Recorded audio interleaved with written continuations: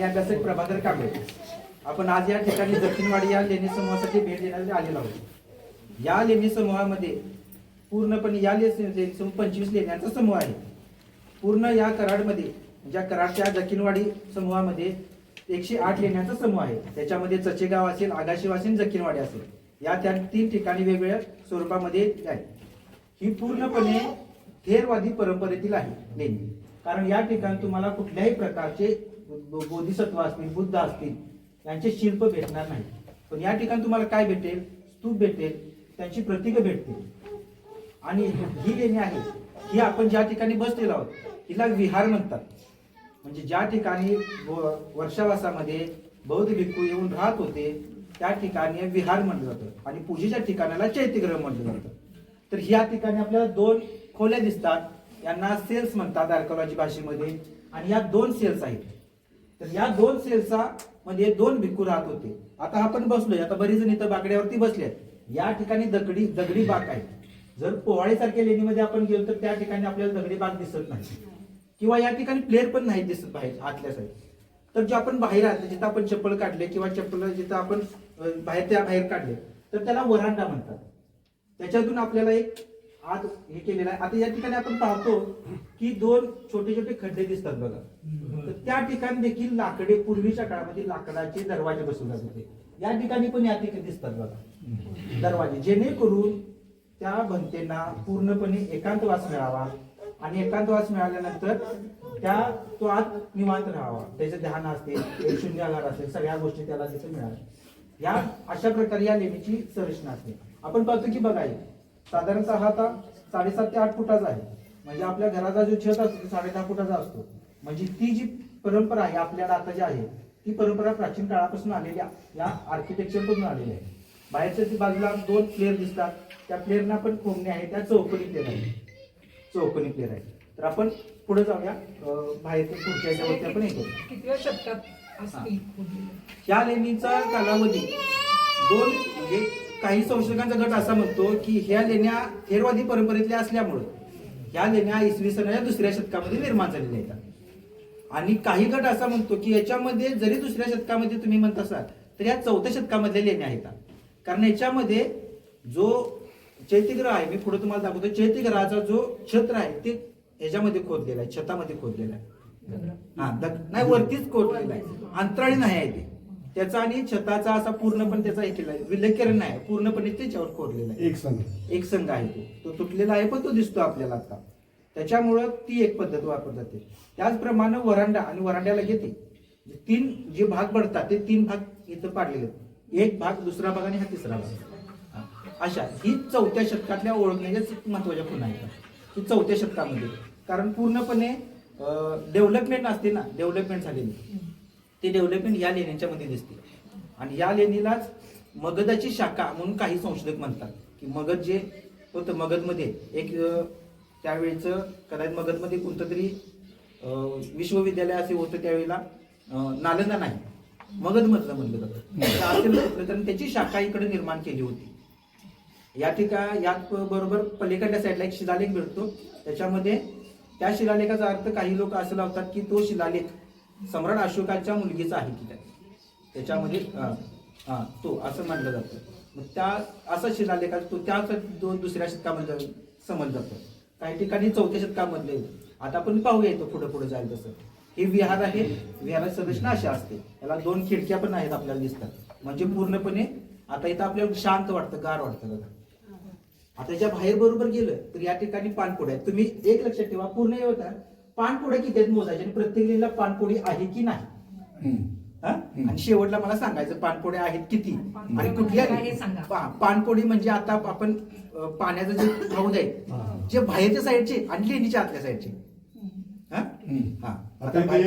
इथं एक आहे, बाहेर आहे, आता बाहेरच आहे. इथं पिण्याचा पाण्याचा हौद नाही. पिण्याचा पाण्याचा जर हौद असेल तर तो आत असतो आणि जो खर्च असतो तो बाहेरचा असतो. नैसर्गिक झरे त्याच्यामध्ये पाणी. आता हे उन्हाळ्यामध्ये पूर्ण पावसाळ्यामध्ये पाणी फुल भरलेलं असते सगळे. ते आता पण भरलेलं आहे. उन्हाळ्यात आटते नाही, आटत अजिबात पाणी आटत नाही. लेणी जे झरे ओरिजिनल झरे आहेत तेच पाणी तिथे साठलेलं. पाणी पिण्यासाठी आहे? पिण्यासाठी आहे पुढं, पण आता सध्या तिथलं पाणी पण पित नाही. आहे तिथं पिण्याचं पाणी आहे, जे चैतीघराच्या बरोबर समोर आहे. तिथं पाण्याचा उपसा केला करत नाहीत काय? उपसा नाही, उपसाव करत नाही तिथले काय. काही लोक इथे करतात, आपले संवर्धक असतात तिथले प्रॉपरची, ते सगळं झाड वगैरे काढणे असते त्या गोष्टी. या ठिकाणी आणखी एक वैशिष्ट्य आहे, ते ज्या तिथं गेल्यानंतर तुम्हाला सांगतो. हा?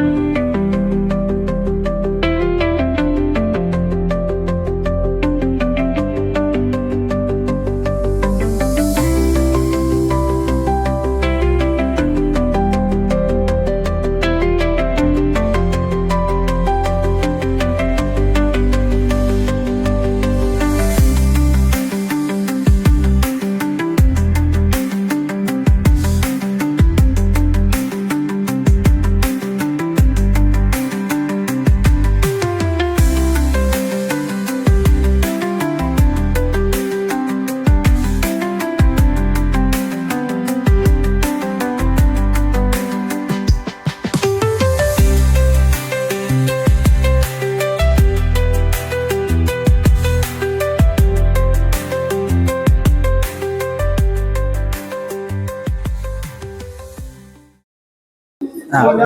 तर हे आपण आहे विहारामध्ये आलेलो आहोत. आता या विहाराची उंची बघा बरोबर 10.5 फूट आहे. हा, आणि हा देखील विहार 2 कक्षामध्ये आहे. म्हणजे हा द्विविहार आहे. याचा सध्या इथं आत बाकडे नाही आहेत, पण याची जी बाकडे आहेत ही एका साईडला आहे, ह्या साईडला किंवा ह्या साईडला नाही आहेत. ही वैशिष्ट्य आहे त्याची. या वैशिष्ट्यांचं कारण काय, या ठिकाणी जो संघ राहत होता तो समोर ज्यावेळी आपण एखादा, मला जसं तुम्ही वंचावत बसो काहीतरी मी विशिष्ट आहे म्हणून, असं ज्यावेळी होतं त्यावेळी भंती, ज्यावेळी एक मेन भंती असतात त्यावेळी त्यांना 2 भंती राहणार आणि बाकीच्या सर्वांनी इथं येऊन त्यांच्या अंडर जे काय असेल ते करण्यासाठी ही 2च आहेत. त्यामुळे या ठिकाणी 2 कक्ष आहेत आणि हे विहार आहे. ह्या विहाराची या पूर्ण लेण्यांच्या मध्ये 2 अशी मोठी विहार आहेत. हे एक विहार आहे आणि आपण 23 नंबर विहारामध्ये जिथं जाणार ती अशी 2 मोठी विहार आहेत, नाहीतर बारकी छोटी विहार आहेत अशी. आणि या ठिकाणी आपण आलो तर इथं बघा, आपण बाहेरच्या साईडला खडक थोडा काढलाय आणि जर बाहेर साईडला आपण बघितलं तर तिथं अजून पुढं समोर लेणी असल्याचे अवशेष दिसतात. म्हणजे ही लेणी पुढं वरांड्याच्या पुढं अजून देखील होती याची दिसतात, कारण तिथं पण पुढं आपल्याला पीठासन दिसतं ज्या ठिकाणी बनते वगैरे बसून हे होत होते. पण या ठिकाणी तुम्हाला पानपोडी दिसली का? या ठिकाणी पानपोडी नाही. म्हणजे ते पिण्याचं पाणी तर नाहीच नाही आहे, पण खर्चाचं पण पाणी नाही आहे याच्यामध्ये. या ठिकाणी पाणी नाही, म्हणजे इथं एक पाणपोडी आहे, इथं नाही. या दोन्हीच्या मध्ये अंतर आहे, ही लगेच नाही आहे, अंतर आहे. कारण जर एखाद्या वेळी इथं लेणी खोदली आणि पुन्हा लगेच लेणी जर खोदली तर चुकून त्या दुसऱ्या लेणीला धक्का लागू नये, तिचं नासधूस होऊ नये, यासाठी त्या लेण्यांच्या मध्ये तेवढं हे ठेवलेलं आहे. आता हे आर्किओलॉजीने जे समोरचे मोठे चौकोनी खांब आहेत हे 2 नवीन केलेले आहेत आणि जे पाठीमाग आहेत जे भिंतीमध्ये आहेत ते जुने आहेत. आणि या ठिकाणी बघा तिथं तुम्हाला खाच दिसते, बघा दिसते अशा खाचा तुम्हाला बऱ्याच लेण्यांच्या मध्ये दिसतील. तर त्यातून पाणी आहे ना, ते ऑटोमॅटिकली पाणी बाहेर काढणे, म्हणजे पाण्यामुळे या लेणीला कुठल्याही प्रकारचा धक्का लागू नये यासाठी त्या खाचा आहेत. हा, इकडे आहे पाणी ऑटोमॅटिकली बाहेर काढणे, आत येत नाही पाणी, आत येणार नाही पाणी, याची खबरदारी घेतलेली आहे. पाणी बरोबर बाहेर काढल्यात. काही ठिकाणी आता पाण्या एवढे मोठे जाऊन एवढ्या मोठे झाले की पुढे दिसतात आपल्याला, म्हणजे पाणी बाहेर जाण्यासाठी त्या खाचा केलेल्या आहेत. पाणी आत येत नाहीत. पाणी जे येणार डोंगरावरती साचणार ते पाणी जर निघत असेल इथं, जर त्या समजलं की त्यावेळीची लोक किती प्रगत होते बघा, की त्यांना वाटत होतं की इथं पाणी कळणार आहे तर पाणी तिथं काढणे आणि तिथून बाहेर काढणे. पण इथं पाणपोडीची सोय नाही, सुविधा नाही. म्हणजे पाण्याचा हौद इथं खर्चाचा पण नाही आणि पिण्याचा पण नाही. म्हणजे इथं किती हे केलेलं आहे बघा, इथं सर्वांसाठी खुले तर आहेच आहे, पण इथं मला 5 मिनिटं पाणी प्यायला जायचं आहे, मला बाहेर जरा जाऊन यायचं आहे, काही नाही. तू एकदा आत आलास की तू इथला. आणि लेण्यांचे जे समूह आहेत हे गावाच्या पूर्वी ज्यावेळी विहार होते, म्हणजे तथागतांच्या हयातीमध्ये पण जे विहार होते ते गावापासून लय दूर पण नाही आणि लय लांब पण नाही, कारण पिंडपातासाठी जायला पाहिजे होतं. आणि पिंडपाताचा नियम काय आहे की 12 पिंडपात करून पुन्हा तुमच्या जिथं राहता तुम्ही तिथे येणे. मग अशी विहार कधी कधी कुठले कुठले होते तर एक लेण्या एक आहेतच. तर काही लोकांनी घरामध्ये आपल्या घराच्या माळ्यावरती खास भिक्खूंसाठी सोय केली. काही लोकांनी भिक्खूंसाठी घरं बांधली, त्याला हम्मीये म्हणतात. अशा प्रकारे ही गुहा, आता महाराष्ट्रामध्ये गुहा जास्त लेण्या जास्त का दिसतात, कारण या ठिकाणचा जो खडक आहे तो ज्वालामुखी अग्निजन्य खडक आहे आणि हा बेसाल्ट खडकापासून आहे. आणि हा खडक म्हणजे तो लेणी खोदण्यासाठी चांगला आहे, म्हणून या ठिकाणी भरपूर लेण्या आहेत. आपण पुढच्या लेणीला जाऊया.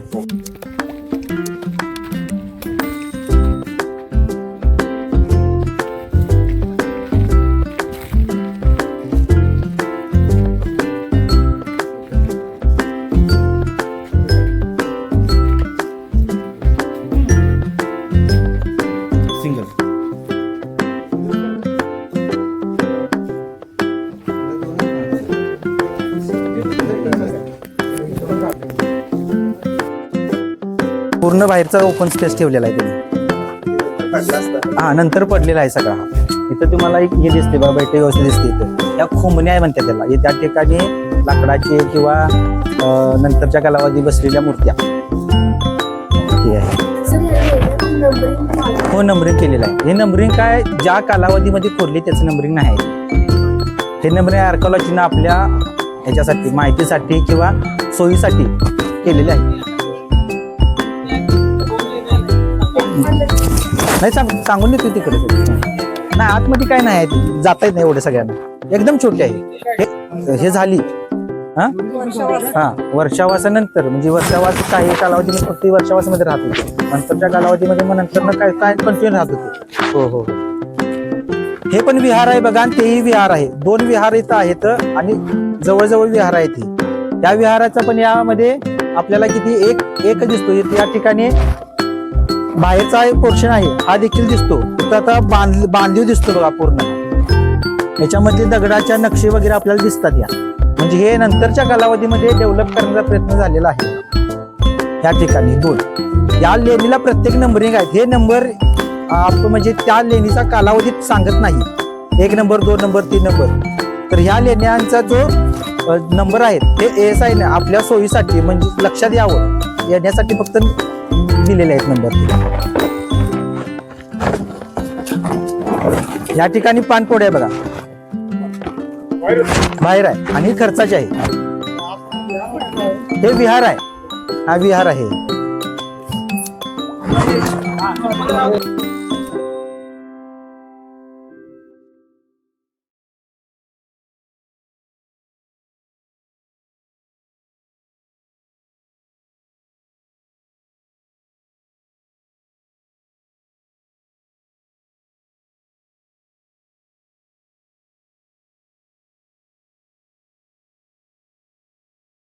हा, सावलीत थांबा. ते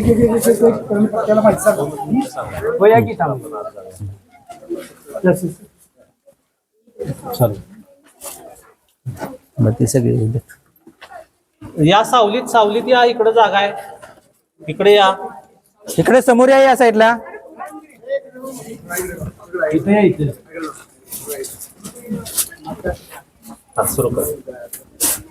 तर जसं मी सांगितलं की लेणीमध्ये प्रकार पडतात, त्यामध्ये एक विहार आणि दुसरा आहे चैत्यगृह.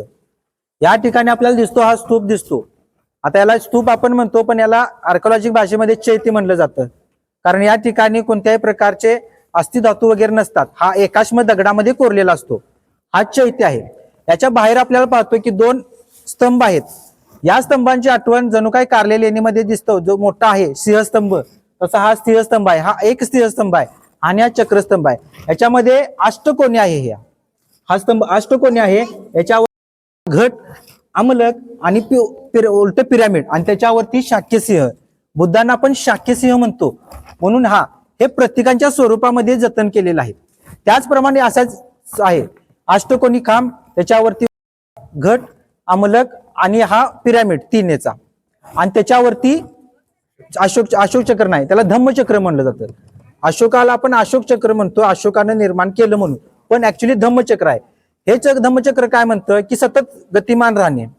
म्हणजे बुद्धाने ज्या ठिकाणी सारनाथचा जो उपदेश केला आणि आपण त्याला धम्मचक्र प्रवर्तन म्हणतो, तो प्रवर्तन हे म्हणजे सतत फिरत राहणे म्हणजे आपले त्याच्या बरोबर बाहेर आपण आता इथं हा खांब दिसतो इथं, तर हा व्हरांडा आहे आणि त्याच्या साईडला 2 कोंबण्या दिसतात बघा, या साईडला आणि या साईडला.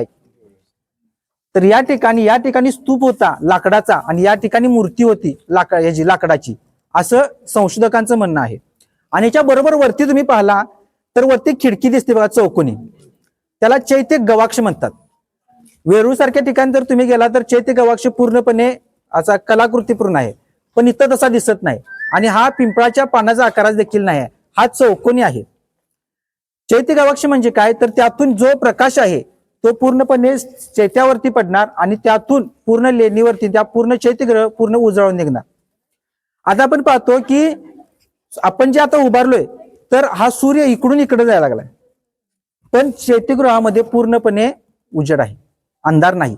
आणि यातून आपल्या डोळ्यांना त्रास होणार नाही. जर इथं बनते ध्यान करायला बसले, डोळे मिटले तर त्यांच्या डोळ्यावरती प्रकाश वगैरे पडून त्यांच्यामध्ये व्यत्यय निर्माण होणार नाही, याची संरचना अशा प्रकारे केलेली असते. तर आपण आत जाऊया. जो आहे आतमध्ये, तर स्तूपाचं जे चिन्ह आहे, मगापासून तुम्ही ऐकताय की थेरवादी परंपरेमध्ये बुद्ध मूर्ती नव्हती, तर ही जी चिन्ह आहेत या चिन्हांचा अवलंब केला जायचा. आणि स्तूप जिथं असतो तिथं एकतर अर्हंतांचे धातू असतात किंवा बुद्धांचे धातू असतात अशी कल्पना आहे. आणि स्तूपालाच बुद्ध म्हणण्याची परंपरा आहे. तर जेव्हा तुम्ही साहित्यामध्ये वाचता की बुद्धांना भेटायला लोक जायचे आणि भेटून परत जेव्हा जायचे तेव्हा त्यांना ते प्रदक्षिणा घालायचे आणि ते घालून जायचे. म्हणजे जिथं चैत्य असतो तिथं प्रदक्षिणेचा मार्ग पण असतो. आणि याचीच कॉपी म्हणू आपण की मंदिरांमध्ये तुम्हाला दिसेल की मंदिराला प्रदक्षिणा घातली जाते. तर हे आलं कुठून, बुद्धांना भेटले, बुद्धांना प्रदक्षिणा घालायची आणि पाठमोरी लोक जायचे. म्हणजे जोपर्यंत बुद्ध दिसतायत तोवर पाठ न दाखवता मागं ते जायचे. बुद्ध दिसेनासे झाले की मग समोर तोंड करून जायचे, अशी प्राचीन परंपरा होती. आता आपण आज जाऊया. बुद्धं शरणं गच्छामी मंत्र जो आहे तो माझ्या पाठीमागून तुम्ही म्हणा आणि आपण 1-2 राऊंड मारू.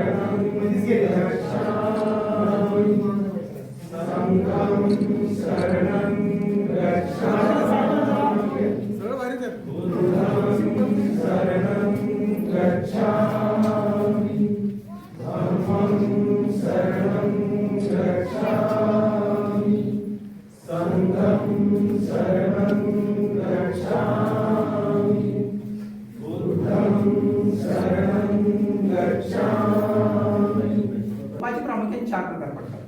एक शारीरिक धातू, ज्याच्यामध्ये शारीरिक अस्थे असतात ते. जो पारिभौतिक असतो, जो बुद्ध किंवा अनंत धातूंनी वापरलेल्या ज्या वस्तू असतात त्याच्यावरती उभा केला जातो. आणि तिसरा असतो उद्देशिक असतो. जसं की सारनाथ त्या ठिकाणी तथागत बुद्धाने आपला उपदेश दिला, त्या ठिकाणी स्तूप उभा केला आहे. आणि चौथा स्तूप असतो तो म्हणजे ओटी स्तूप. ओटी स्तूपाचं प्रमाण आपल्याकडे कमी प्रमाणात आहे, पण आपण पडसंगीसारख्या लेणीला गेलो किंवा मसाई पठारासारख्या लेणीला जरी गेलो तर त्या लेणीवरती देखील आपल्याला ओटी स्तूपाची प्रतीके दिसतात. ओटी स्तूप फक्त पूजेसाठी निर्माण केले असतात. त्यांची उंची साधारणतः 5 फूट ते 4 फूट असते आणि ते कदाचित पूर्वीच्या काळामध्ये एकमेकाला देवाणघेवाण करण्याचं साधन पण होतं. जसं की आपण आज भेट वस्तू देतो, एक पवित्रता म्हणून एक नारळ देतो आपण. आपल्याकडे हिंदू धर्मामध्ये कसं करतो की नारळ दिला जातो, पाणविडा दिला जातो, पण पूर्वीच्या काळी असे चैत्य निर्माण केले जायचे आणि ते चैत्य दिले जायचे. याला चैत्य म्हटलं जातं. आणि स्तूप असतात जे फक्त मोठे मोठे असतात. जसं की आपण ब्रह्मपूर टेकडीवरती म्हणलं की स्तूप आहे तो, ज्याच्यामध्ये अस्थिधातू निर्माण असतात, जो दगडांचा विटांचा बांधलेला असतो, त्यांना स्तूप म्हटलं जातं आणि यांना चैत्य म्हटलं जातं. आणि हा जो आहे तो चैत्यग्रह, याच्यामध्ये आपल्याला दिसतो किती म्हणजे गवाक्ष, ते आपण डायरेक्ट प्रकाश याच्यावरती चैत्यावरती पडतो. चला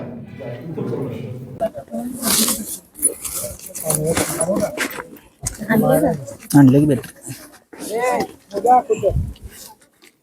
कुठे गेली बॅटरी?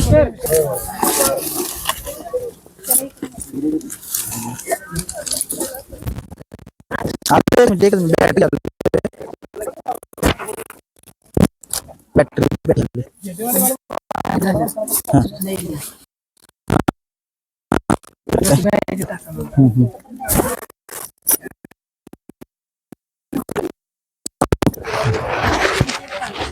चला लेणीत बघा हे कुणी बनतात काय तसा त्याचा कोणताही शिलालेख सापडलेला नाही, त्यामुळे कुठल्या राज्याच्या कालावधीत आहे इथं या ठिकाणी पिण्याचं पाणी आहे.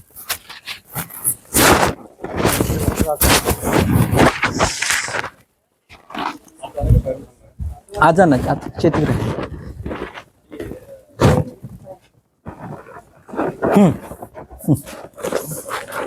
हा या आत या सगळे आत या. हाय हाय आता आहे आता आहे हो.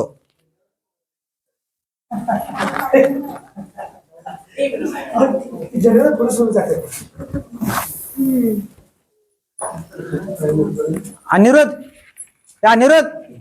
बॅटरी जरा बघ. बॅटरी बघ, बॅटरी सांगितली बघ तिला बॅटरी. हा टॉर्च, मोठा टॉर्च आहे की आणलाय वाटतं रे मी. होय आणलाय बघ.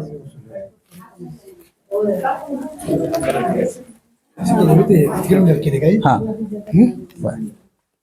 बरं मोठा हे आहे, याला पण प्रदक्षिणा मारता येते, याला पण हा जात आहेत. या लेणीमध्ये म्हणतात की एक संत जो चोखामेळा, पण वाटत नाही त्याचं इथं अस्तित्व काही कालावधीसाठी होतं असं म्हणतात, त्यामुळे या लेणीला चोखामेळा लेणी देखील म्हटलं जातं. तर आपण आता पाहिलं की पलीकडे चैत्यग्रह होता. चैत्यग्रहाचे प्रकार मांडवाकृती, म्हणजे हा असा आहे चौकोन असतो, मांडवाकृती, चापाकृती म्हणजे पूर्ण अर्धावर्तुळ असतो, म्हणजे पूर्ण आपसडे म्हणजे पूर्ण अर्धवर्तुळ असा असतो. हा तर हा चैत्यग्रह आहे. तुम्हाला वाटतोय का हा चैत्यग्रह आहे? कारण हा विहारा टाईप मध्ये आणि पूर्ण भारतामध्ये म्हणजे जितका माझा अभ्यास आहे, माझं वाचन आहे तितकं, तर या लेणीमध्ये जसे विहार आहेत आणि चैत्यग्रह आहे तसं कुठल्याही नाही. कारण या ठिकाणी 2 विहार आहेत, या साईडला एक आणि या साईडला एक आहे. आणि ह्या विहाराला देखील दरवाजाची सिस्टीम आहे बघा. हा विहार आहे, हा विहार आहे, आणि हा जो आहे तो पाठीमाग चैत्यग्रह आहे बघा, चैत्यग्रह आहे.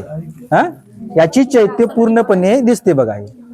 हा हा आणि हा जास्त उंचीचा नाही आहे, दिसतो. हा फिरण्यासाठी. आता हे सगळं झालं, आता विठ्ठल रुक्मिणीसाठी तर ते होतं कसं काय ते जर समजावून सांगा की. काही कालावधीमध्ये आम्ही इकडे येतच नव्हतो, आणि आम्ही येत नसल्यामुळं ज्या लोकांना वाटलं की ही पांडवांनी बांधलेलं आहे, मग त्या लोकांनी तिथं मूर्ती बसवल्या. या प्रत्येक लेणीमध्ये तुम्हाला दिसेल की तिथं सिमेंटचं काही नाही काही केलेलं आहे, ओमकार कोरलेले आहेत. प्रत्येक लेणीमध्ये अतिक्रमण झालं होतं. त्या स्थानिक लोकांनी, स्थानिक संवर्धकांनी या लेणीवरती ज्यावेळी अतिक्रमण जास्त वाढलं त्याला समजलं, त्यावेळी त्यांनी हे सगळं अतिक्रमण काढण्याचा प्रयत्न केला. हे अतिक्रमण तसं काढतील ती, पण त्यासाठी असं उचलून टाकून त्यांनी, आर्कोळाचा एक नियम आहे की तुम्ही इथे आलात तर या 300 मीटर मध्ये एखादी वस्तू आणली त्यांची, तर ती त्यांची आहे. इथला दगड देखील बाहेर घेऊन जाण्यासाठी तुम्हाला परमिशन घ्यावी लागते दिल्लीकडून. आणि तो दुसरा दगड आणून जर बसवायचा म्हणला तरी देखील परमिशन घ्यावी लागते. त्यामुळं आर्किओलॉजी नियम एकदम कडक असतात. एक किस्सा सांगतो. माग एक 15 दिवसापाठी एक महे म्हणून आपल्या इथं कोगे म्हणून गाव आहे, आमच्या जवळच आहे. त्या कोगे गावामध्ये माझ्यासारखा एक उत्साही कार्यकर्ता, त्यानं स्वतः उत्खनन चालू केलं. उत्खननाचे नियम आहेत की उत्खनन चालू करताना पहिल्यांदा आर्किओलॉजीला सांगावं लागतं, त्यांच्याकडनं परमिशन घ्यावी लागते. त्यांच्याकडनं परमिशन गेल्यावर ती स्टेट आर्किओलॉजी सांगतात आणि त्यांच्या जर जागा ती कुणाच्या अंडर असेल तर त्यांना अशा गोष्टी करतात. पण तसं आणि या ठिकाणी बाहेर पिण्याच्या पाण्याची सोय आहे. इथं पिण्याच्या पाण्याची सोय आहे, इथं बाहेरच आहे. आता इथं तुम्ही अष्टकोनी खांब, तिथं प्रत्येक ठिकाणी तुम्हाला अष्टकोनी खांब दिसत नाहीत, चौकोनी खांब दिसले 4 कोणाचे, पण इथं अष्टकोनी खांब आहे. आणि याच्यावरती जे आहे ते घट आहेत बघा. आणि ते घट आहेत ना ते सरळ आहेत, उरपाटी नाही आहेत. घट हे मांगल्याचं प्रतीक मानलं जातं म्हणून ते सरळ आहेत बघा. चला आपण पुढच्या लेणीमध्ये जाऊ.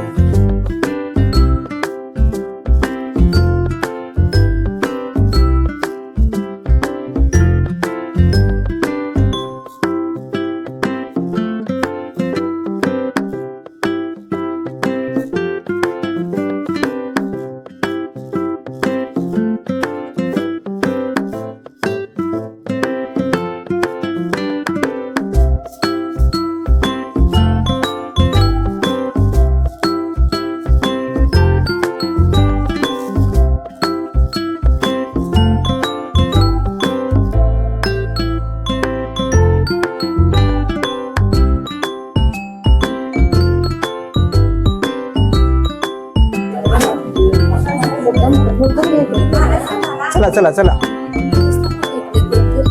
हो इथं आर्किओलॉजी माणसं आहेत ना, हो राहायला येत असतात ते.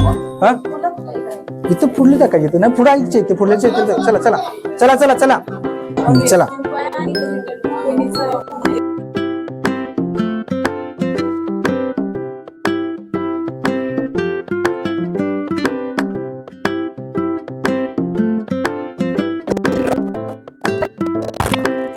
संध्याला घेत नको.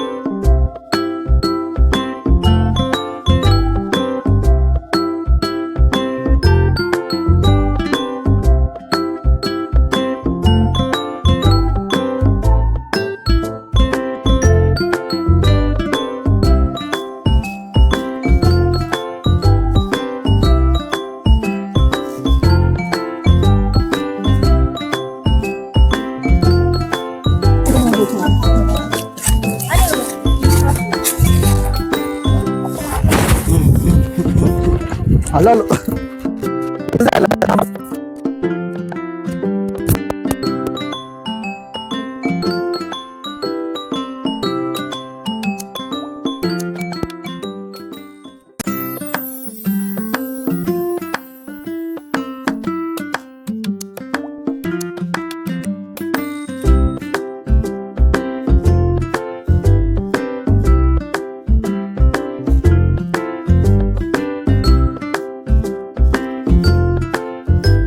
हा पण विहारच आहे बघा. हा पूर्णपणे विहार आहे आणि याच्यामध्ये पण बसण्यासाठी खोबणे आहेत बघा. आणि हा पूर्णपणे इथं दिसतात बघा, 1 2 3 हे जे 3 भाग पूर्णपणे दिसतात आपल्याला. एक हा हो ही पुढे कंटिन्यू आहे ना इथपर्यंत. हा ही होय ते ह्याच्यासाठी पुढं. हा पुढं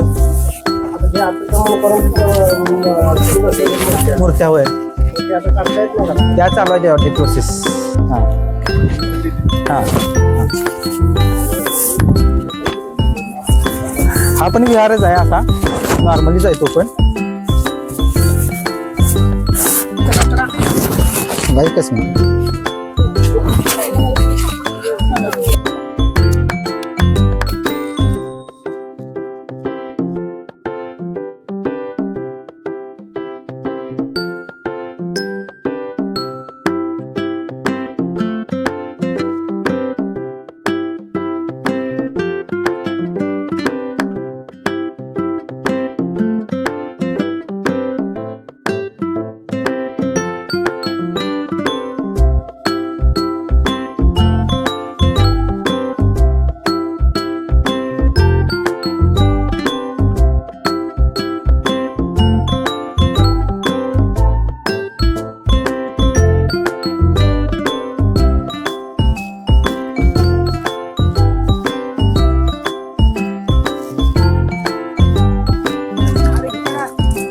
यांना सिस्टम सर्व द्या.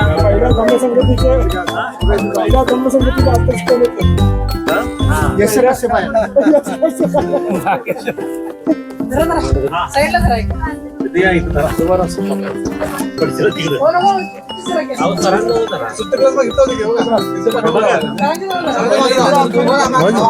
जरा.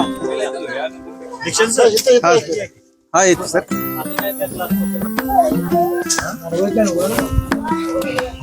अडवत नाही ते सगळी बसून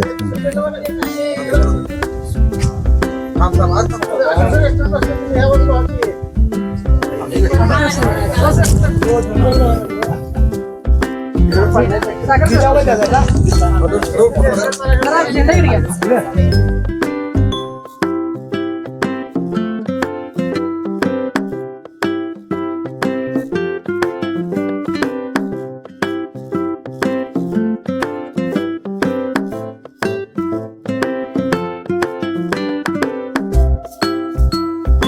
ही विहार आहे तिथं. आणि मी या लेनचं आणखी एक वैशिष्ट्य म्हणजे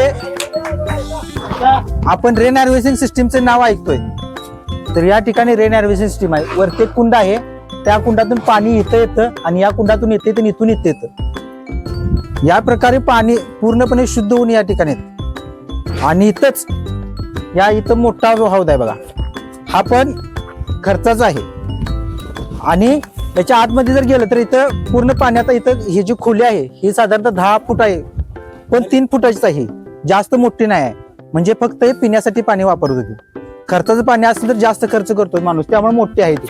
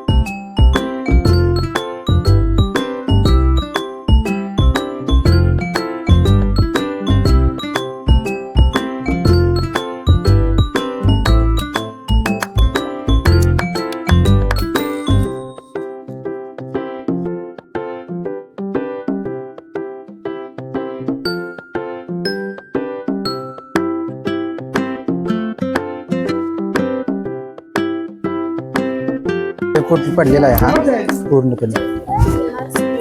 विहारांचे ते वेगवेगळे. हा एक ते आहे ते एकच ते हा दोन्ही त्यात विहार पण आहेत आणि विहारामध्ये पुन्हा आणि परत सेल्स आहेत त्याला. हा हा चैत्यगृह. हा चैत्यगृह.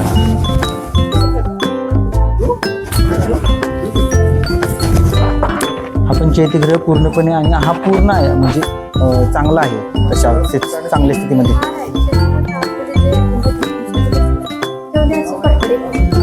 हो हो तिथं बसण्यासाठी झोपण्यासाठी, कारण तसं पण नाही गेलं तर हा प्रदेश पूर्णपणे आज पण इथे बिबट्या येतो. मग उंचीवरती थोडं असावं.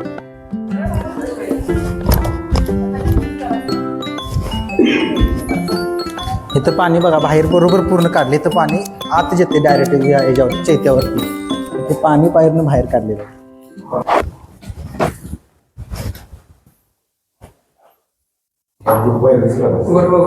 हो वट बघा. ह्याचा वापर कशासाठी केला जातो त्या काळात? ही ह्याच्यासाठी पूजेस्थान आहे ती.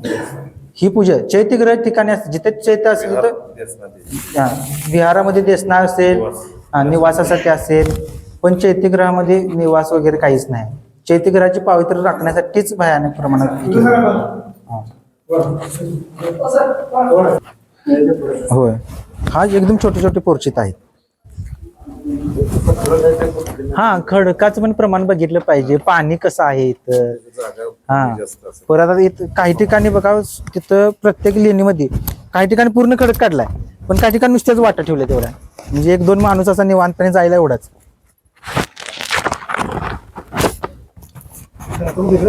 त्या पुढे जायचं होय, ते दिसते ना ते मोठं विहार, त्या विहारात जाऊन निवांत बसायचं. हा या पुढे अजून आहेत, पण तिथं आपण जाऊन निवांत बसायचं. हे ते बांध हे मिळालेलं नाही, कदाचित त्यावेळी दान मिळालेलं नाही, किंवा ते दगड जर खराब लागला असेल तर तो हे केलं जातं, तिथं सोडलं जातं अर्धवट तशीच. हा खडकाचं योग्य परीक्षण करून हे केलं जाते ते.